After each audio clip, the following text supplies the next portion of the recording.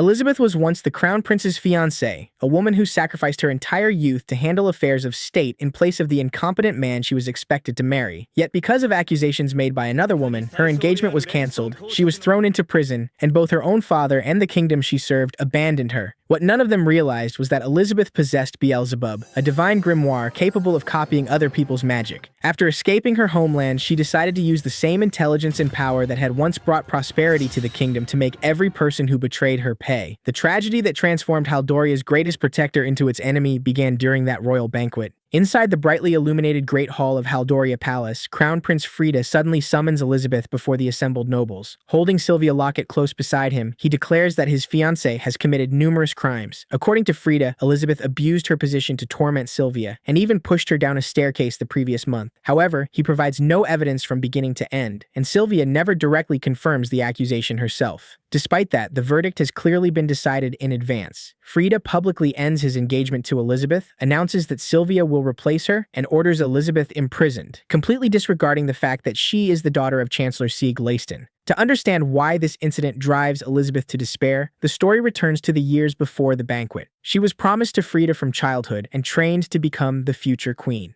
Elizabeth studied etiquette, politics, economics, horsemanship, and swordsmanship. Once she entered the palace as the crown prince's fiancée, her office became buried beneath official documents every night. Her maid Mireille brings tea and worries that her mistress will collapse from exhaustion. But Elizabeth must finish reviewing invoices and countless reports before sunrise. Those responsibilities should have belonged to Frida, who is instead enjoying himself at another party. Mireille is furious that every burden has been placed on Elizabeth. Elizabeth calmly replies that allowing Frida to handle the documents himself would only turn the government into chaos. She is not working to earn his affection. She continues because every decision made inside the palace affects the lives of ordinary people. Outside the royal court, Elizabeth personally established and managed the Fennel Trading Company. She donated all its profits to charity and used them to support the poor. While returning to the palace with Mireille, Elizabeth overhears citizens speaking about her. They describe her as one of the few nobles willing to defend common people in court, and believe the gap between rich and poor would be far worse without her. None of them notices that the woman they are praising is standing nearby, leaving Elizabeth embarrassed as she tries to hide her face. Their gratitude strengthens her belief that all her sacrifices have meaning, and she promises herself that she will continue working for the prosperity of the kingdom. When she returns to her office, however, Frida is waiting and demands that she arrange an audience for the president of the Giaco Trading Company. Elizabeth refuses because Giaco has been taking an unreasonable share of the profits earned by the smaller stores beneath its control. She has no intention of shutting the company down, but she wants the royal family to issue a formal warning and temporarily suspend Giaco's access to the court until its practices improve. Fried does not care that small businesses are being exploited. He cares only that his reputation may suffer because he publicly supports Giaco. He demands to know why Elizabeth cannot simply obey her future husband. Although her patience is nearly exhausted, Elizabeth reminds him that even a small scandal can damage the royal family's credibility. And when a country falls into hardship, ordinary citizens always suffer first. After Frida leaves, she asks Roberto to monitor him closely and prevent dangerous people from manipulating him. Even after being insulted, Elizabeth continues protecting the man she is expected to marry. Not long afterward, Elizabeth finally receives a rare day away from work. The carriage is prepared, and Mireille is already carrying a basket for their trip. Their plans disappear almost immediately when Elizabeth's father arrives. Sieg explains that an emergency summit between several kingdoms is being called because of a new monster threat. The king must leave the following morning, and Sieg must accompany him as chancellor. Meanwhile, Haldoria's national founding celebration will take place the following week. Foreign guests are already traveling toward the capital, so the event cannot be postponed. The king therefore assigns Elizabeth full responsibility for organizing the royal banquet. Her long-awaited day of rest is cancelled before it even begins. Elizabeth looks at the clothes she had changed into and the basket in Mireille's hands, then once again accepts a task in which she is not permitted to make a single mistake. Haldoria's leaders have become so dependent on her competence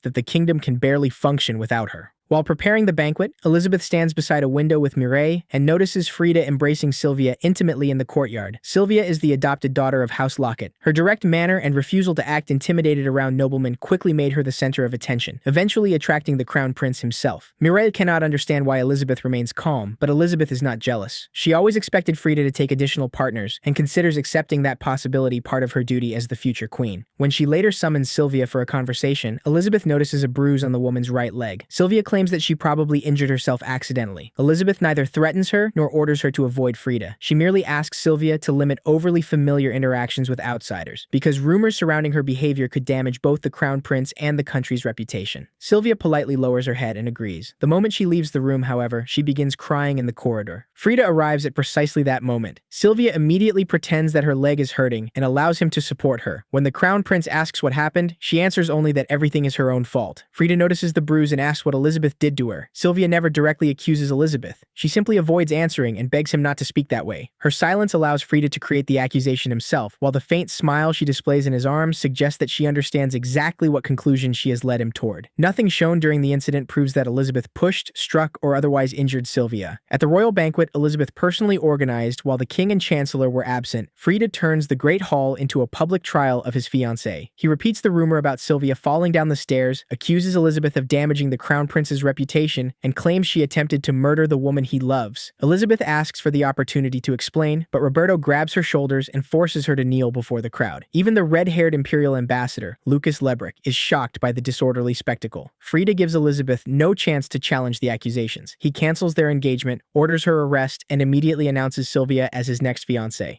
Within minutes, the woman who managed the government, built a major trading company, and organized the entire royal banquet is transformed into a criminal on the very stage she prepared. Sylvia remains shyly beside Frida as news of the incident reaches the international summit. King Blat Haldoria angrily calls his son a fool and initially intends to return home to investigate. Sieg, however, calmly claims that his daughter should be able to resolve the situation herself. He argues that if Elizabeth cannot overcome this crisis, then she is unworthy of becoming the crown prince's wife. Rather than defend the victim of an obvious injustice, her own father turns the situation into another test. The king inexplicably accepts that reasoning. 1 month passes, and Elizabeth remains imprisoned. Her cell is still filled with books and government documents, because she continues performing the duties of the people who abandoned her. When Mireille secretly visits, Elizabeth casts dark magic that prevents the guards from responding and allows her maid to enter. Mireille reports that no message, assistance, or support has arrived from either the king or Sieg during the entire month. Elizabeth finally understands that both men genuinely expect her to clean up the disaster Frida created. The situation becomes even worse when Frida accuses Elizabeth of treason, orders an investigation into the fennel trading company, and pressures merchants and nobles under his influence to vote for a transfer of ownership. Fennel has become a major force within Haldoria's economy. If Frida gains control, the network Elizabeth created to protect workers and poor citizens will become a political weapon for the crown prince's faction. Even while imprisoned and falsely accused, Elizabeth's first concern is still the number of people who will suffer if she does nothing. Mireille can no longer watch her mistress continue sacrificing herself. She recalls the time when her own family lost everything and she was left with only 2 possible futures: being forced into the red light district or sold into slavery. Elizabeth rescued her from that situation. She did not treat Mireille as a tool, but gave her a home and someone she could trust. For that reason, Mireille understands better than anyone that Elizabeth never exploited the people. She always placed the kingdom and its citizens above herself. In return, the royal family depended on her without offering protection. Her father treated her imprisonment as a test. Frida failed to recognize the value of his fiancée. Sylvia pushed her into suspicion, and Roberto forced her to kneel like a convicted criminal. Mireille adds that malicious rumors have spread throughout the capital. People now claim that Elizabeth attempted to kill Sylvia out of jealousy, abused her position to interfere with politics, manipulated the trading company, and planned to seize control of the kingdom. No evidence supports any of these claims, yet more people believe them every day. Citizens who once benefited from her work now describe Elizabeth as a monster who will bring Haldoria to ruin. Through tears, Mireille admits that she cannot forgive the people who betrayed Elizabeth, including the kingdom itself. For the first time, Elizabeth does not immediately search for another reason to endure the abuse. She looks back on everything she sacrificed. A childhood consumed entirely by study, countless sleepless nights, every canceled day of rest, all the profits she gave to the poor, and the moment she was forced to kneel while no one defended her. Her devotion has earned her nothing but imprisonment, false accusations, and abandonment by the people she wanted to protect. Elizabeth thanks Mireille for finally opening her eyes. Magic erupts from her body and destroys part of the prison wall, but she does not escape immediately. Instead, she declares that she will leave the country in 5 days and asks Mireille to arrange a meeting with a specific person. Regarding the fennel trading company, Elizabeth orders her people to publicly cooperate with the representatives sent by Frida. Meanwhile, her most loyal followers must secretly withdraw from Haldoria, preserve their strength, and wait for further instructions. Several agents will remain in the capital to gather information. Through these orders, Elizabeth begins quietly moving her entire network beyond the crown prince prince's control. Mireille accepts the mission, then reminds her mistress to repair the wall. Elizabeth finally reveals her divine artifact. Every living creature possesses magical power, but only those who endure extreme training can crystallize it into a divine artifact. Elizabeth takes the form of Beelzebub, one of the 7 great grimoires. It records other people's magic and allows her to use those spells herself. Elizabeth is naturally compatible with water magic, but Beelzebub gives her access to other elements. The dark spell that disabled the guards is one example. She now activates Stone Wall, causing every broken piece of the prison wall to fly back into place until no trace of the damage remains. 5 days later, Elizabeth creates an ice doll identical to herself and leaves it sitting inside the cell. She then uses illusion to conceal both herself and Mireille. The imitation remains behind the bars while the real Elizabeth puts on a cloak and enters the city at night. On the way out, she personally hears citizens accuse her of pretending to care about the poor for personal profit, plotting to steal the kingdom and deserving execution. Elizabeth does not argue with them, she simply continues walking. The person she arranged to meet is Lucas Lebrick, ambassador of the Utia Empire. Lucas has already concluded that Haldoria has discarded its greatest strategic asset. Most of the kingdom's achievements over the previous years were possible because of Elizabeth. Even at 10 years old, she devised a strategy that caused severe losses for the empire during a war. A woman of that ability has now been declared a criminal by Frida without proof. At that moment, someone disguised as the king of Haldoria arrives to meet Lucas in the middle of the night. The disguise dissolves, revealing Elizabeth and Mireille. Elizabeth explains that impersonating the king was the easiest way to pass the guards, then directly requests asylum within the Utia Empire. Lucas suggests that the situation could still change when the king and Sieg return.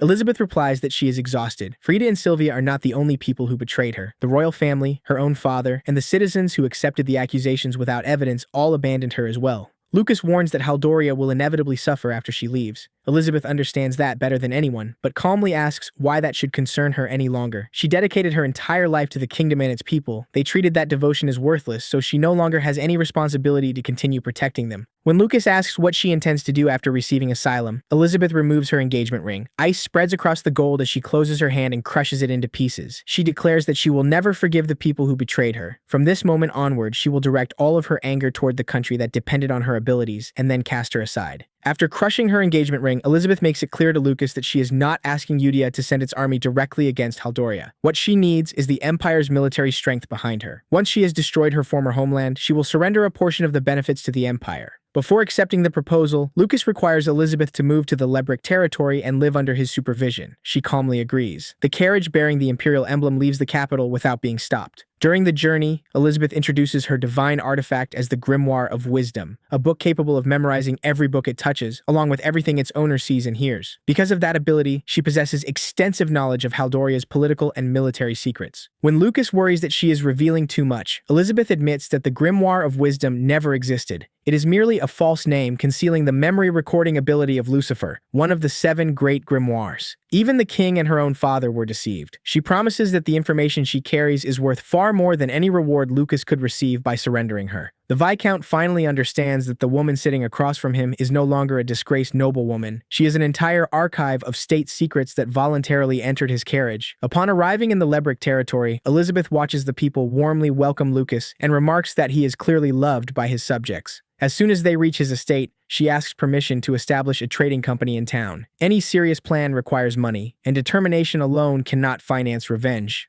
Lucas knows that she once managed a major commercial organization and grants his approval. However, when Elizabeth requests a loan of 100 gold coins, his expression immediately becomes that of an auditor examining a suspicious account. Anticipating his concern, she presents a magical contract. Within 1 year, she must repay twice the amount. If she fails, she will be sold into slavery, and Lucas may either keep the sale proceeds or claim ownership of her directly. The conditions would make any ordinary person abandon the application immediately, but Elizabeth does not hesitate. She declares that 1 year from now, she will cover the table before him in gold. Her new company has no product yet, but she is already guaranteed a 100% return. If the business fails, its founder becomes the liquidated asset. With her limited starting capital, Elizabeth purchases a ruined house to use as headquarters. Mireille looks at the broken windows, rotten boards, and dust-covered rooms and wonders whether they have bought an office or an archaeological site. Elizabeth is pleased because the entire building cost only 1 gold coin. When Mireille protests that such a place is unsuitable for a noble lady, Elizabeth asks her to stop using the old title.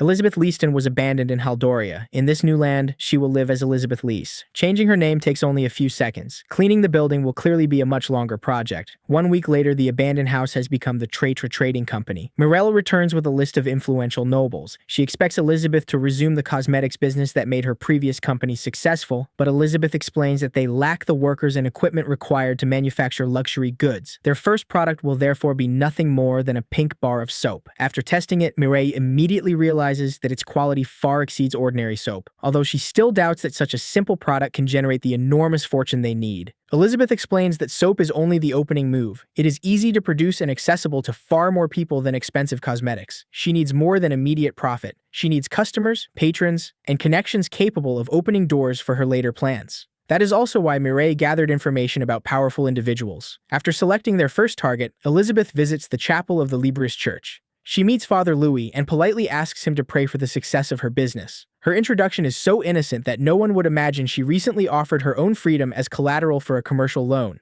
Just as Louis begins speaking with her, several children run inside and proudly announce that they earned 1 coin that day. The priest thanks them and gently reminds them that he currently has a visitor. After the children leave, Louis explains that the church operates an orphanage in the neighboring building. Elizabeth says she heard the children laughing while approaching the chapel. Her attention immediately shifts toward the institution. This is not merely a place of worship, it is also caring for people who desperately need support. What began as a formal visit suddenly reveals a new direction for the Traitor Trading Company. At the orphanage, Father Louis admits that despite Lucas's generous support, the institution still struggles to cover its daily expenses. The children understand the situation and perform small jobs around the town and guard barracks to help reduce the burden.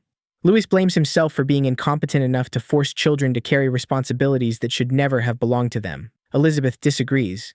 They help because they have recognized his compassion. A place can lack money without lacking love. She gives him a donation and explains her decision using the language of business. Nothing is more valuable than customers, and these children represent future customers, so supporting the person caring for them is simply reasonable investment. The explanation sounds like a long-term commercial calculation, but the money comes with no conditions. Father Louis understands that Elizabeth is merely using business language to conceal her kindness. She quickly returns to her plans. Mireille reports that she has contacted all the selected individuals and distributed soap samples among the maids serving noble households. Everything is ready for the following day's launch. Elizabeth orders her to keep supplies limited, choose customers carefully, and price the soap only slightly above ordinary products. Mireille believes something of this quality could be sold for far more, but Elizabeth has no intention of emptying every customer's purse on the first day. She is using the soap as an entrance ticket into high society. The harder it is to obtain, the more people will want it. Her immediate objective is to establish the Traitor name and strengthen relationships with influential clients. She wants people to think of Traitor whenever soap is mentioned. Once the brand becomes powerful enough, her revenge can truly begin. Her campaign against Haldoria will not open with swords or destructive magic, but with a fragrant bar of soap. Everyone else can wash their hands while Elizabeth quietly washes away her enemy's economic influence. 3 months later, soap sales continue rising steadily. Rosewater, lotion, and shampoo production schedules are completely full, while new customers arrive every day after hearing about the products. The soap has barely begun dissolving before the money starts flowing. Even so, Elizabeth refuses to sell indiscriminately. Every customer is investigated first, and only those without concerning connections receive a limited supply. Part of the profits is separated and donated to Father Louis and other charitable institutions. Elizabeth is building a network of influence while supporting places society previously ignored. During a meal outside, she decides that Traitor's reputation is now strong enough to begin preparing for a much larger profit. Mireille reports that the Gazal Trading Company has made no suspicious movements. Elizabeth orders her to continue monitoring it and emphasizes that the soap formula must remain protected because it is currently their primary source of income. Mireille replies that the formula is safely locked inside the company's vault. Their supposedly private conversation is just loud enough to reach Glantz, who is sitting nearby and carefully listens to every word. At Gazal's headquarters, the company president is furious because Traitor gains more customers every month. His subordinates argue that their rival is only a small company that has operated for 3 months and that Gazal's declining sales are limited to cosmetics. The president understands that the problem has grown far beyond several bars of soap. Traitor deliberately limits its products and selects its customers. People who are rejected then criticize Gazal's goods and demand that the company sell its rivals' products instead. More seriously, most customers chosen by Elizabeth possess considerable influence among the nobility. Attacking Traitor now would mean turning an entire list of powerful clients into enemies. Just as the president reaches a dead end, Glantz appears and is immediately criticized for previously accomplishing nothing. He hurriedly reports that Traitor stores its formula inside a vault. The president instantly develops a plan. He will steal the formula and claim that Ghazal acquired Traitor soap through a secret distribution network. Since the rival brand has already established its reputation, Ghazal can resell the product for several times the original price and keep all the profit. The thought of stealing someone else's work and presenting himself as a commercial genius fills him with excitement. Unfortunately for him, the moment he heard about the vault, he had already begun digging his own grave.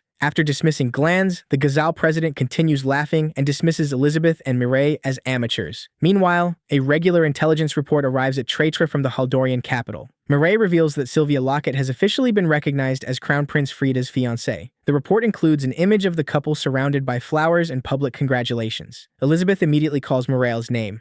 What happened in Haldoria is no longer merely a rumor or a performance staged during the banquet.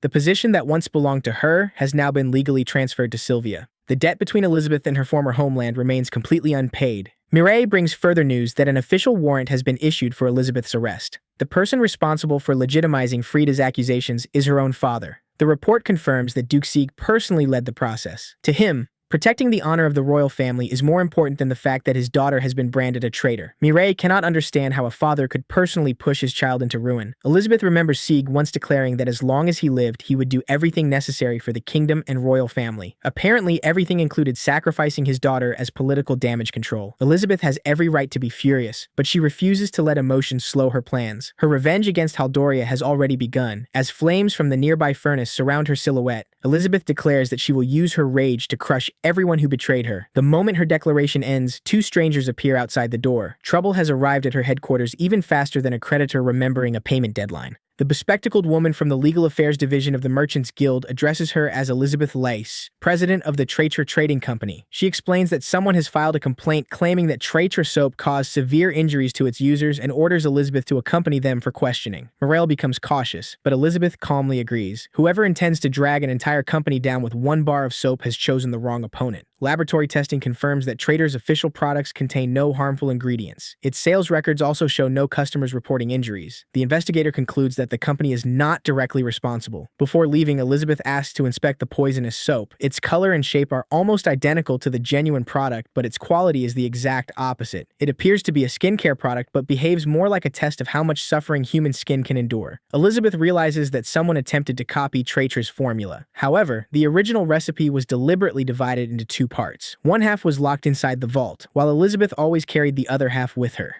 Anyone who stole only the stored section and attempted production would inevitably create poisonous soap, because the missing neutralizing formula is necessary to make the product safe. Her security method was essentially half a key left in front of a thief. Anyone greedy enough to steal it would lock themselves inside the evidence room. Elizabeth proposes tracing the locations where the victims purchased the soap. The male investigator suspects that the culprit impersonated Traitor while selling counterfeit products. Every clue now points in the same direction. The female investigator apologizes for the questioning, but Elizabeth replies that the responsibility belongs entirely to the counterfeiter. The investigators promise to contact her when they make progress. Elsewhere, Ghazal Jackman is raging inside his office. He insists that he copied the formula from the vault perfectly, unaware that he stole only half the instructions, and rushed to submit an incomplete answer. The Legal Affairs Division soon arrives at Ghazal, accuses him of selling dangerous soap, unlawful entry, and theft, and orders him to accompany them for questioning. Elizabeth later meets the company president personally and demands compensation for the damage inflicted on Traitor's reputation. Ghazal admits what he did, but refuses to pay anything. He claims that the guild cannot force him to compensate her and challenges Elizabeth to summon an investigator from the Librist Church, believing no one important would care about the affairs of a young woman.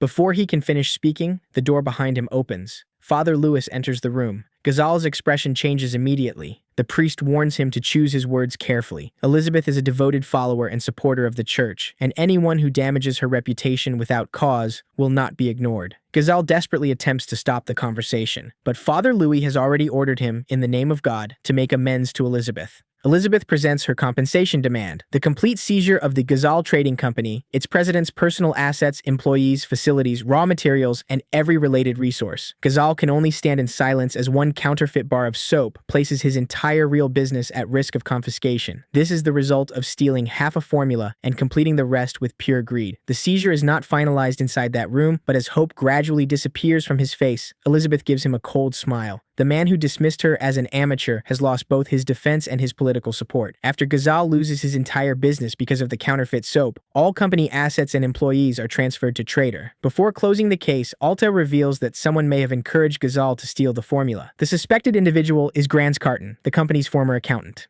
The guild lacks enough evidence to prosecute him, while Elizabeth asks to decide his punishment herself because Grans now falls under her authority. Grans arrives at the office wearing the expression of a man prepared to receive his punishment. Instead, Elizabeth rewards him and appoints him as a manager. Long before the poisonous soap incident, she instructed Mireille to approach Grans secretly and place an informant inside the Ghazal trading company. All he had to do was suggest that Traitor's formula was stored inside its vault. Ghazal then ordered someone to break in, stole half the recipe, manufactured counterfeit products, and sold them publicly, leaving behind evidence that could never be denied. Grans never betrayed Elizabeth. He was the person who guided their enemy directly into the trap. However, the money and promotion are not his entire reward. Elizabeth reminds him that she still has another promise to fulfill and accompanies him home. There, his wife is praying beside their daughter's bed. Lenoa lies unconscious with bandages covering both hands, her neck, and one side of her face. Everything Grans agreed to do was intended to earn enough money for his only child's medicine, but the apothecary had already declared that her condition would never improve. Elizabeth explains that Grans worked extremely hard for his daughter, then approaches the bed and assures the family that advanced healing magic can still save Lenoa. In front of them, she describes Beelzebub as a magical tool that amplifies spells, but this is another lie meant to conceal the existence of her divine artifact. The true power of the Grimoire Beelzebub is recording other people's magic and allowing its owner to reproduce it. Among the spells Elizabeth collected is the high-level healing art of Haldoria's Archbishop. Although she has no natural affinity for healing, she can still recreate its power. The grimoire opens, filling the room with blue light that flows into Lenoa's body. Her pain disappears, and the girl slowly opens her eyes and calls for her parents. Grans and his wife burst into tears and ask what they can possibly do to repay Elizabeth. She replies that she is simply fulfilling the promise she made and orders the entire family to keep the treatment secret. For those ruled by greed, Elizabeth leaves traps capable of taking everything from them. For those who keep their word, she returns something far more precious than gold.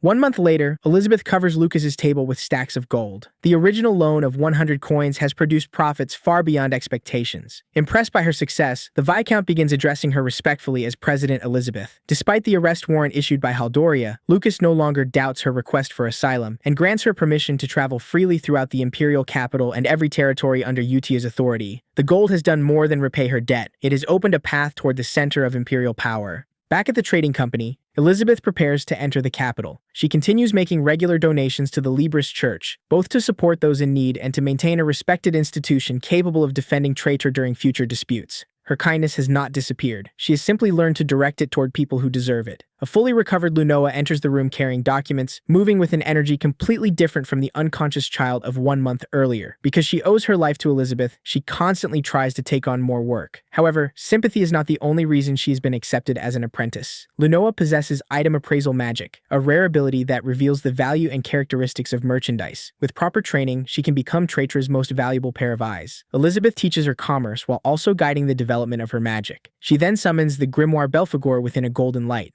Another of the 7 great grimoires, Belphegor records contracts between its owner and magical creatures. It allows Elizabeth to form agreements with spirits or demons and borrow their power, but she must always pay the price they demand. Elizabeth places a silver coin upon a magic circle. The coin dissolves into light and several white bird-like creatures appear. They accept her messages and fly through the open window, completing the preparations for her journey. 6 months pass. Traitor absorbs several additional trading companies, acquiring their employees, production facilities, and distribution networks. The ruined house that once contained only Elizabeth and Mireille has become an organization capable of competing within the imperial capital. As the social season for the nobility approaches, Elizabeth decides that the time has come to leave. She places Grans in temporary control so the company will continue operating during her absence. The man who once worked as an accountant beneath Ghazal is now entrusted with the president's position. Grans is stunned by the responsibility, but Elizabeth assures him that she has observed his abilities long enough to trust him. After assigning a secretary to assist him, Elizabeth departs for the capital with Mireille and Lenoa. The journey will also serve as Lunoa's first practical lesson. Elizabeth wants her to observe the heart of the empire, where money, status, and personal connections all move together. A capable merchant cannot look only at the product. She must understand what the person behind the purchase truly desires. Their carriage enters a forest road filled with uneven ground and almost no signs of regular patrols. Elizabeth has barely commented on the poor security when a group of bandits blocks the route. Their leader sees 3 women and a young girl and assumes he has found an easy target. He orders them to surrender every valuable they possess in exchange for their lives. Elizabeth tells Mireille to remain inside and protect Lenoa, then steps down alone. Before the bandit can finish laughing, an enchanted ice spell knocks one of his companions unconscious. The group panics upon realizing that they are facing a powerful mage and rushes forward to prevent her from casting again. Elizabeth immediately draws her sword and coldly remarks that dealing with people like them does not require magic. She evades their attacks, counters, and quickly defeats the entire group. The leader falls to his knees and surrenders, claiming that he was once a farmer who could no longer survive after paying his taxes. Elizabeth neither accepts nor rejects his story. She explains that hardship may reveal why someone chose a criminal path, but it does not erase the harm they caused. For merchants, every coin represents labor, time, and sometimes even a human life. Bandits do not merely steal goods, they may murder innocent travelers and continue attacking every carriage that follows. Elizabeth therefore refuses to spare the leader simply because he surrendered. She eliminates the threat in front of Lunoa and tells the girl to remember what she witnessed. Bandits must be treated like monsters. Allowing them to return to the road out of misplaced sympathy may cause an innocent family to pay the price later. Lunoa is frightened by Elizabeth's decisiveness, but that is precisely the lesson being taught. Kindness does not mean permitting someone to continue harming innocent people. Elizabeth can use healing magic to save a child, and she can use a sword to stop someone who survives through the blood and labor of others. Not long afterward, the carriage encounters a nun standing in the middle of the road and requesting a ride. The woman introduces herself as Tida, a traveling nun heading toward the capital who has become exhausted after walking too far. Elizabeth allows her to enter the carriage. When Lunoa asks what a traveling nun does, Elizabeth explains that they journey through remote regions as part of their religious training, providing free healing magic to local communities, especially places without physicians or trained healers. Lunoa immediately admires her, while Tida simply laughs and describes it as ordinary work. When the girl asks why there are so many bandits, Elizabeth does not place all the blame upon the people carrying weapons. Instead, she points toward the neglected road beneath their carriage. Maintaining roads and public security is the responsibility of the local lord. Lucas regularly repairs the roads in his territory, allowing merchandise to travel efficiently. Merchants arrive, the economy grows, and tax revenue increases. By contrast, a ruler who seeks immediate savings by reducing maintenance funds makes it harder to transport crops, medicine, and food. Prices rise, purchasing power falls, and desperate farmers may turn to banditry. Merchants then have to hire additional guards, increasing transportation expenses even further. Tida adds each link in the chain and encourages Lunoa to reach the conclusion herself. Elizabeth summarizes that an incompetent ruler may save a small amount in an accounting ledger, but the true cost is always forced upon the people. The moment she finishes speaking, another group of bandits blocks the carriage, as though the road itself wants to prove that the lesson is not merely theoretical. Elizabeth orders Mireille to protect Lunoa and Tida, but the traveling nun steps forward and offers to handle half of the attackers. Elizabeth looks at her cheerful expression and wooden staff and decides that killing people in front of a follower of Libris may be inappropriate. Capturing them will require more effort, but she reluctantly agrees. Elizabeth creates rings of light beneath her opponents and quickly incapacitates everyone assigned to her without taking their lives. On the opposite side, Tida charges into the bandits while swinging her staff with such force that Elizabeth begins to wonder whether her own restraint was unnecessary. One conscious bandit asks whether Elizabeth is some kind of pacifist. Tida also wonders whether she held back only because a nun was present. Elizabeth admits that she simply wanted to avoid creating an excessively brutal scene in front of a church representative, then hands the restrained criminals over to Tida. One bandit desperately begs for mercy and reminds her that the Libris Church gives sinners the opportunity to repent. Tida solemnly explains that all humans commit mistakes, and those who sincerely regret their actions may receive God's forgiveness. Hope appears in the man's eyes until she adds that bandits do not qualify as human beings, then resumes beating the entire group with her staff. Watching from the side, Elizabeth is forced to reconsider her assumptions about the gentleness of religious servants. Tida even discovers a golden tooth belonging to one bandit and happily considers selling it. Elizabeth insists on cleaning it with magic before allowing her to keep it. The battle ends without confirming whether the bandits survive, although none remain capable of blocking the road. As Elizabeth approaches the imperial capital, Haldoria begins feeling the absence she left behind. Inside the royal palace, Roberto brings Frida a report, warning him about recklessly distributing the national food reserves to the poor. The crown prince continues holding Sylvia beside him and insists that his actions are charitable. As long as the recipients are grateful, he sees no problem. Frida even uses Elizabeth as justification, pointing out that she frequently supported the poor as well. Roberto is forced to explain the difference Frida never understood. Most of Elizabeth's relief programs were financed through her private fortune. Without a direct order from the king, she never touched the national food reserves. More importantly, Elizabeth did not merely distribute food to receive praise. She created employment so the poor could earn stable incomes and support themselves, because temporary charity cannot solve poverty at its source. Frida copied only the visible surface of her actions while using resources belonging to the entire country and ignoring the consequences. When Roberto warns that the grain reserves will soon be empty, Frida does not attempt to correct the policy. He immediately orders all relief to stop and coldly declares that the poor can simply starve. Roberto tries to object, but Frida orders him to remain silent before leaving the room with Sylvia. The room falls silent. Holding the report, Roberto admits that if Elizabeth were still present, the situation would never have become such a disaster. The woman who quietly managed government policy, budgets, and public welfare is gone. Only now does the palace realize that no one knows how to replace her. Elizabeth is no longer there to continue cleaning up their mistakes.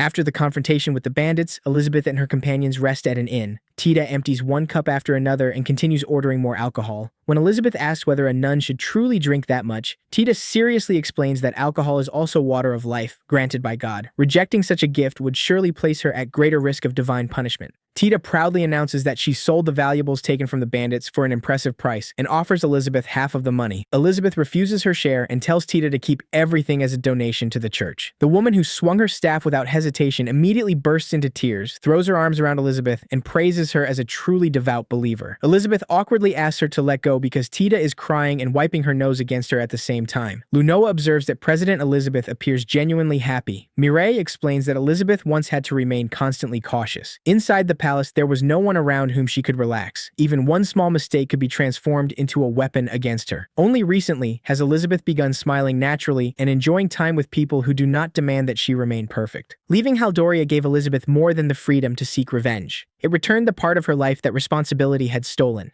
Beside Mireille, Lunoa, and Tita, she can simply be Elizabeth, a person allowed to enjoy small moments of happiness.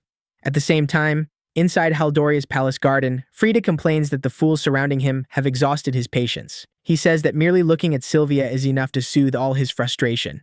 The pink-haired woman smiles and moves closer, continuing to serve as the place where the crown prince escapes from his responsibilities. Neither notices another woman watching from the shadows. Roselia Fadgal observes the couple with open contempt. She does not believe that Elizabeth is the monster described by royal propaganda. She sees only an idiot holding power and quietly remarks that Elizabeth deserves pity. After a long journey along roads crowded with bandits, Elizabeth's carriage finally sees the walls of Utia's imperial capital beyond the trees. Lunoa sits at the front holding the reins, her shoulders rigid with fear that she may make a mistake. Tita sits beside her and advises her to relax because the driver's anxiety will be transmitted to the horses. Lunoa follows the advice, and the carriage gradually becomes steadier. Elizabeth points toward the city ahead and tells her that this is the heart of the empire, where Trader is about to enter a far larger game. As their carriage passes through the city gates, Mireille reminds everyone that they must contact Lucas once they have secured a place to stay. First, however, the group says goodbye to Tita. The nun thanks them for allowing her to travel with them, while Mireille advises her not to drink too much. Tita continues insisting that alcohol is part of her religious training and promises to visit when Trade officially opens. After offering them a blessing, she waves goodbye and disappears into the crowded streets. That evening, Elizabeth rents a spacious room at a high-class inn. Looking at the luxurious furniture, Lunoa suggests that a more ordinary place would have been perfectly acceptable. Elizabeth immediately turns the question into the girls' first lesson in the imperial capital. They have arrived as merchants, which means their accommodations are also part of the company's public image. If a president trying to enter high society chooses a visibly cheap and poorly maintained residence, potential partners may question both her position and her competence.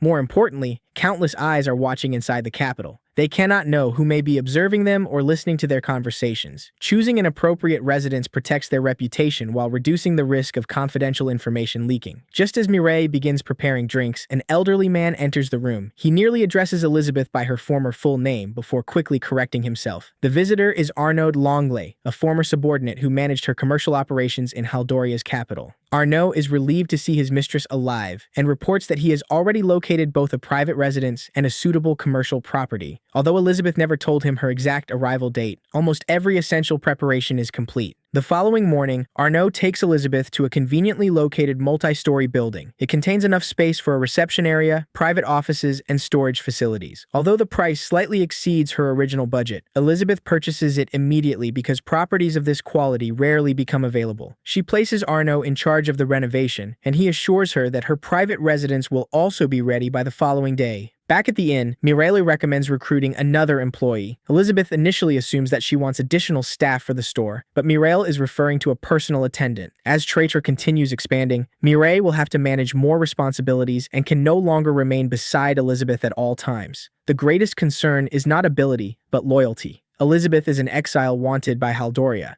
If a new servant recognizes her as Elizabeth Lyston and reveals her identity, the entire plan could collapse. An ordinary recruitment process cannot guarantee secrecy. Mireille therefore suggests purchasing a magically contracted slave. Elizabeth explains to Lunoa that such people often include convicted criminals, debtors, abandoned children, or merchants whose businesses failed. She is not considering this option because she approves of the system, but because it appears to be the safest choice under their present circumstances. The first establishment they visit is dark and suffocating. People awaiting sale sit behind iron bars like merchandise, while the trader casually introduces them one by one and explains that an unsatisfactory purchase can simply be exchanged for someone else. Elizabeth refuses to choose carelessly merely because a magical contract can enforce obedience. She carefully examines every candidate and concludes that none is suitable for the role she needs to fill. After they leave, Lunoa continues walking with her head lowered because of what she witnessed. Elizabeth checks on her but does not attempt to hide the reality of the situation. She wants the girl to understand that commerce is not limited to attractive products and elegant banquets. Behind the movement of money are also people who have been pushed to the lowest levels of society. Near sunset, the group arrives at another establishment that is noticeably cleaner and quieter. A young man sweeping the courtyard comes forward to greet them. A prominent red mark is visible around his neck, although no one immediately assumes what it represents. He introduces the establishment as the Cedric Trading Company and politely guides them inside. Hearing that name, Elizabeth realizes that the organization is connected to the merchant known throughout the industry as the Educator. Lunoa does not recognize the title, so Elizabeth asks whether she has ever heard of the Imperial Merchant Guild Council. The council consists of 7 great merchants whose influence reaches even into imperial politics. One member specializes in training and supplying personnel to the royal palace. Anyone hoping to build a lasting business within the empire cannot afford to ignore them. A simple search for a servant has therefore become Elizabeth's first direct encounter with the highest level of commercial power. The head of the establishment introduces himself as Cedric Ruins and immediately recognizes Elizabeth as Traiter's president. When she asks how he identified her, Cedric openly explains that her company has expanded far too quickly to escape notice. News of Traiter's success in the Lebric territory has already reached the capital. Elizabeth maintains a calm expression, but she understands that the Empire's greatest merchants have begun watching her. Cedric correctly guesses that she needs someone capable of managing her personal affairs while accompanying the group through several territories. Elizabeth confirms that race is irrelevant. She values endurance, adaptability, and reliability. While waiting for a candidate, Cedric shows them the training facility. Depending on their aptitude, the people there study arithmetic, reading, writing, cooking, sewing, and martial arts. One instructor became a slave because of unpaid debts, but his talent for mathematics now allows him to teach other students. Cedric believes that treating people only as tools places an immediate limit on the value they can create. He invests in their education, health, and abilities. His prices are therefore higher than those of other establishments, but his customers receive people who have been properly trained. Elizabeth immediately understands his philosophy because it resembles the principles she used when managing Fennel and Trader. Sustainable profit requires developing people rather than simply exploiting them. Cedric is pleased that she recognizes the value of his approach, and his direct praise leaves Elizabeth briefly embarrassed. The candidate brought before them is Misha Tail, a young catkin woman so nervous during her first meeting with a client that she can barely speak without stuttering. Cedric admits that Misha has little practical experience in personal service, but her training results are excellent. The natural strength and endurance of the catkin will allow her to endure long journeys. She is not skilled enough to work as a professional guard, but she can protect herself. For Elizabeth, that is a significant advantage. Anyone traveling beside her must do more than organize clothing and schedules. They must also be capable of surviving when the carriage encounters danger. Elizabeth does not request another candidate and immediately chooses Misha. Cedric begins the magical contracting procedure, transferring ownership from himself to Elizabeth Lace. The mark on Misha's collar glows, confirming that the transaction is complete. Before she leaves, Cedric tells her to serve her new president faithfully. Misha begins crying as she thanks him for the time he spent caring for and training her. Her reaction demonstrates that Cedric never treated those under his authority as disposable merchandise. He sincerely wishes her happiness, while Elizabeth tells Misha that she is also pleased to welcome her. Only 2 days later, Misha is already wearing a trader uniform and has learned almost all her duties. Holding a schedule book, she reports that Elizabeth will inspect the store renovations in the morning, followed by 2 meetings and 1 negotiation during the afternoon. Elizabeth offers only 1 correction. Next time, Misha should also state exactly who will attend each appointment. Mireille confirms that the girl's ability to adapt has exceeded every expectation. Elizabeth continues guiding her so she can become a genuine member of the organization rather than merely a servant. Meanwhile, Elizabeth and Lunoa inspect several new lipstick samples. This will be the first product Traitra releases in the imperial capital. Just as they need an opportunity to present it before high society, Mireille arrives with an invitation from Lady Melanie, who wants Elizabeth to attend a gathering of noblewomen. Elizabeth accepts immediately. A room filled with people interested in cosmetics is the perfect stage for introducing a new product before the store officially opens. At the gathering, Lady Melanie introduces Elizabeth as the president of the Traitor Trading Company from the Lebrick territory. She also publicly confirms that every cosmetic product she currently uses was created by Elizabeth. An endorsement from such an influential woman immediately draws the other noblewomen around them. They praise Melanie's skin and appearance before asking where they can purchase the products. Elizabeth thanks them for their interest and explains that the capital branch is still being prepared. Because current production capacity remains limited, Traitor will initially serve members only. Elizabeth transforms membership into a symbol of status. Anyone personally introduced by Melanie will receive priority access. Those selected feel as though they have joined an exclusive group while becoming grateful to the woman who opened that door for them. Melanie's influence increases, Traitor gains a network of valuable customers, and the relationship between the company and the nobility becomes stronger. In return for Melanie's support, Elizabeth presents her newest lipstick as a gift.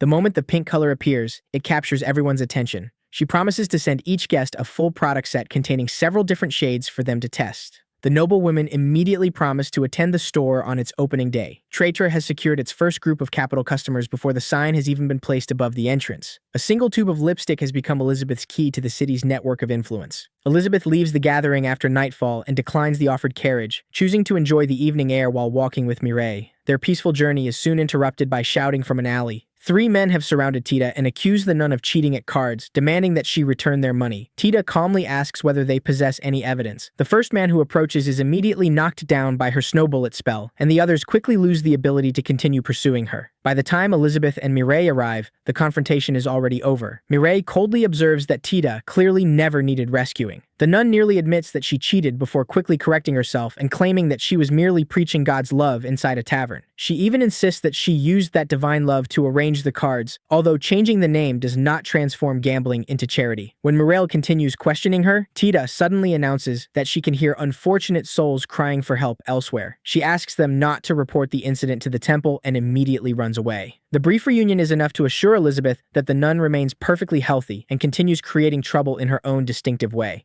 While Traitor gradually establishes itself in the imperial capital, Haldoria continues sinking into the emptiness Elizabeth left behind. King Blatt summons Rosalia Fadgal and admits that both policy planning and implementation have almost stopped. Foreign affairs consume most of his time, while Frida accomplishes nothing except making every problem worse. The woman who once quietly managed nearly all domestic administration was expelled from the country, and no one capable of replacing her remains. Rosalia bluntly asks whether she is being ordered to take over the position of the woman the royal family discarded. Blatt immediately calls Elizabeth a traitor and warns Rosalia to choose her words carefully. She calmly replies that she will indeed be extremely careful so that she is not one day accused of the same crime. Despite his irritation, the king must admit that no one else is qualified to rescue the situation. Upon entering the office, Rosalia finds stacks of documents covering the entire desk. The amount of unfinished work alone reveals how many responsibilities Elizabeth previously carried. Rosalia calls Frida a useless crown prince and initially assumes that the exiled woman must be laughing as Haldoria descends into disorder. She immediately rejects that conclusion. If Elizabeth had genuinely intended to betray the kingdom, then with her intelligence, network, and knowledge of state secrets, the consequences would extend far beyond delayed policies. The fact that Haldoria still remains standing is the clearest proof that Elizabeth has not truly begun attacking it. In Utia's capital, Lucas welcomes Elizabeth with rare coffee imported from the southern continent. He has heard that she became extremely busy immediately after arriving, but Elizabeth calmly says that she has not yet done anything significant. The emphasis she places on the word yet makes Lucas understand that every current activity is merely preparation. He explains that after sending written reports about Elizabeth, he was also required to present her case directly to the emperor. For now, the empire has chosen to continue observing. Utia has not promised military intervention or officially supported her revenge, but because Elizabeth's actions are currently benefiting the empire, the government has no intention of interfering. Lucas also confirms that Traitor's cosmetic collection greatly pleased both the empress and the princess. Elizabeth designed the packaging herself, meaning the brand owned by a woman wanted in Haldoria has already reached Utia's royal family. After explaining the empire's position, Lucas directly asks how Elizabeth intends to take revenge on Haldoria. The courteous smile on her face gradually becomes cold. She picks up a red rose from the table and explains that everything she has done so far represents only the opening moves. establishing headquarters, recruiting personnel, approaching the nobility, placing traitorous products in the hands of the royal family, and linking the company's interests with Utia are all designed to create a position Haldoria cannot easily attack. Elizabeth declares that her plan will simultaneously benefit the Utia Empire and crush the kingdom of Haldoria. She even promises Lucas a seat in the front row from which he can watch her former homeland collapse. Ice magic spreads across the rose. Each petal freezes before shattering inside her hand. It remains elegant, almost like a crystal ornament, but no warmth remains for the kingdom that depended on Elizabeth and then cast her aside. Her revenge has not truly begun, yet she has already opened every road leading toward that day. While Ellie places her first pieces on the board in Utia's capital, using cosmetics to enter noble society and quietly turning the Empire's interest into armor protecting her, Haldoria begins paying the price for driving away the woman who once kept nearly the entire country functioning. In the palace garden, Frida is still embracing Sylvia among the red roses and declaring that no flower can compare to her beauty. While the two of them exchange embarrassingly dramatic compliments, King Blatt sits buried beneath piles of documents, wondering how everything became such a disaster. The white-haired official across from him explains the obvious. Elizabeth is gone, so no one remains to clean up the palace's problems. She is now wanted for treason, while Sylvia Lockett has been selected as the new candidate for Crown Princess.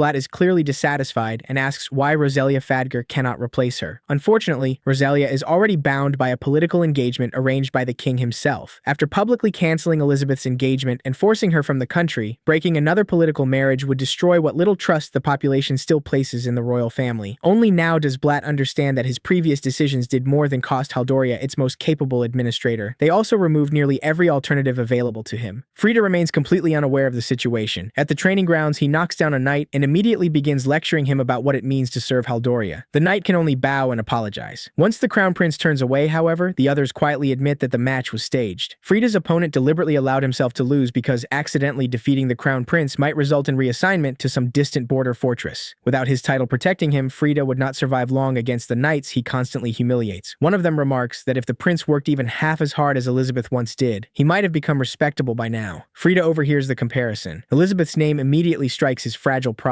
Rather than wondering why a wanted fugitive is still being used as the standard by his own subordinates, he grits his teeth, calls her a traitor, and walks away. Soon afterward, he finds Sylvia being invited by two palace officials to begin the education required of a potential future queen. They do not expect her to master everything immediately and ask only that she begin with the basics. Sylvia bluntly refuses to study anything at all. Frida immediately assures her that if she dislikes it, she does not have to learn. Her only responsibility is to remain beside him. The duties of a future crown princess have now been reduced to comforting the heir whenever reality becomes unpleasant. In that sense, Frida and Sylvia may truly be perfect for each other. Not long afterward, Frida and Sylvia sit inside a reception room surrounded by jewelry, gemstones, and expensive merchandise presented by a female merchant. While shopping, the crown prince complains that everyone in the palace keeps saying things would be easier if Elizabeth were still present. He continues insisting that Elizabeth bullied Sylvia and that removing her was the correct decision. The merchant quickly realizes that Frida desires something far more than jewelry, an opportunity to prove that he is superior. She suggests that he secure a military achievement and restore his authority, since people naturally want a ruler powerful enough to protect them. When their conversation turns toward the Utia Empire, the woman acknowledges that Haldoria cannot openly launch an invasion. Before she can explain an alternative, the door suddenly opens. Rosalia enters carrying a towering stack of official documents, creating a sharp contrast with the table of luxury goods before Frida. She coldly remarks that because of one person's foolish decisions, everyone else in the palace has been forced to work day and night while the crown prince sits shopping with Sylvia. Before Rosalia can finish, Sylvia accuses her of being jealous of the engagement. Rosalia simply laughs. Respect cannot be obtained by issuing an order. It must be earned through ability and responsibility. She then asks Frida directly whether he truly believes he has done anything worthy of respect. Frida angrily hides behind his title and dismisses Rosalia as nothing more than a duke's daughter. She immediately reminds him that without this duke's daughter, he cannot even manage the country. House Fadgar is not a family that survives by kneeling obediently before the throne. It commands an enormous military force, with more knights than the army directly controlled by the royal family. Frida understands that turning House Fadgar into an enemy would make his future claim to the throne even less secure. Despite becoming red with anger, he does not dare punish Rosalia. She drops the entire stack of documents onto the table and explains that the tasks are simple enough even for Frida. All he needs to do is sign them. She then orders him to address her as Fadgar, the special advisor appointed by the king to support an incompetent successor. Sylvia falls silent, while Frida cannot produce a response. Looking at the two of them, Rosalia wonders how someone as mediocre as Frida ever defeated Elizabeth. She soon realizes that she has misunderstood the situation. Elizabeth never considered Frida an opponent. She was merely forced to carry the responsibilities of the entire royal family until their betrayal finally drove her from the old game and into a far greater one. After Roselia exposes his weakness, Frida becomes even more determined to prove that he does not need an advisor. He picks up a document concerning aid to one of Haldoria's vassal states and contemptuously calls its people parasites who survive by depending upon Haldoria. He declares that he will personally revise the aid package without anyone's assistance. His decision is based on no economic analysis, diplomatic consideration, or concern for the population. It is driven entirely by his resentment at being treated as incompetent. It cannot yet be confirmed that this action directly caused the crisis that follows, but Frida's reckless interference in foreign policy becomes one highly suspicious link in the chain. In Utia's capital, Trader continues advancing rapidly. With Lucas's support, the company has acquired land in Sharona village within the Lebric territory. Ellie plans to transform it into a fully integrated production center where ingredients can be cultivated and processed in the same location. Misha continues presenting her schedule. Their next appointment is with the Buren Trading Company, a lipstick manufacturer whose sales have collapsed because of Trader. Ellie assumes they have requested the meeting to surrender. If Buren accepts Trader's authority, she will absorb them. If they continue resisting, she will destroy them completely. Viscount Napa has also invited Trader to establish a branch in his territory, but Ellie declines for now because the company must first consolidate its position in the imperial capital. Before those plans can proceed, Arno rushes inside carrying urgent news. The Kingdom of Sarjas, a vassal state of Haldoria, has declared war on the Utia Empire and invaded the Lebric territory. Sarjas is a small nation with limited resources located southeast of the empire. Dense forests and high mountains make Brocken Gorge the only route wide enough for a large army to cross the border. Immediately beyond that passage lies Sharona village, where Trader is preparing to construct its production center. The war has therefore struck directly at both Ellie's commercial interests and the people now living within her sphere of responsibility. Brocken Fortress is defended by approximately 500 to 600 soldiers, while the Sarjas army is estimated at 1,200, possibly 1,500 at most. Despite the numerical disadvantage, Ellie initially believes that the terrain and fortifications should allow the defenders to hold for several days until reinforcements arrive. Sarjas claims that it is reclaiming territory lost 20 years earlier. At that time, however, Sarjas had been unable to defend the local villages from monsters. Utia sent troops to rescue the population and subsequently assume control of the region. That old dispute is now being used as justification for a new war. Lucas has already led 1,800 soldiers toward Brocken. Before departing, he sent an advance force of 150 troops, including 50 cavalrymen. The original plan was for them to hold the passage until Lebric's main army arrived. However, as smoke and flames engulf the fortress, a warrior wearing dark armor and carrying a weapon glowing with white light leads an elite unit through the defenses. Brocken falls within a single day, and Lucas's advance force is destroyed before his main army can enter direct combat. The mysterious attackers do not resemble ordinary Sarjas soldiers and match none of the famous mercenary companies. No one knows whether they came from a distant region, belong to a newly formed unit, or secretly serve another power. Ellie immediately shifts from observation to action and announces that she will personally travel to the front. She orders Mireille to prepare food, medicine, and other essential supplies while also hiring adventurers and mercenaries. If even Lucas's main force cannot stop the mysterious unit, the entire border region will descend into chaos. Sergio warns that appearing near the battlefield may allow Haldoria to discover where she is currently living. Ellie refuses to reconsider. What concerns her most is that the King of Sarjas is known as a peaceful ruler, not someone likely to begin a hopeless war against the Empire without reason. She is traveling to the front not only to protect Sharona, but also to investigate the truth behind the invasion personally. Traitor's letter reaches the adventurer's mission office with Lucas's official guarantee. It asks participants to join a relief force and help repel the troops invading the Lebric territory. Because the assignment approaches an active war zone, Ellie recruits only high-ranking adventurers and offers more than twice the normal payment. The administrator immediately agrees to mobilize the strongest people available. Sarasa then takes Misha and Lunoa to meet Sharpblade, one of the highest-ranked parties in the capital. After reading the documents, Elsa realizes that her hometown lies close to the conflict. Lisa immediately confirms that she will participate, and Elsa believes the remaining members will agree as well. Their reason for joining is therefore not limited to money. They are also fighting to protect their home. At the gathering point, Sharpblade, Blazing Fist, Dragonfang Scales, and the Wyvern and Gandor mercenary companies are already assembled. Ellie introduces herself as Ellie Lice, head of Trader, and allows everyone to ask questions. Elsa immediately asks why each person has been instructed to carry only 2 days of food. Ellie acknowledges that the concern is reasonable and decides to reveal part of her secret now that they are allies. The Grimoire Mammon appears within a purple magic circle, and Ellie removes a crate of supplies from its storage space. The resources contained inside are enough to sustain approximately 100 people for several months. The 2 days of food carried individually are merely emergency reserves in case anyone becomes separated from the main force. Mammon's power solves the entire logistical problem, but Ellie orders everyone to keep the existence of her divine artifact confidential. During the march, Marty still believes that Ellie looks like nothing more than a wealthy young lady. Elsa reminds her that any scout who judges a target entirely by appearance still has much to learn.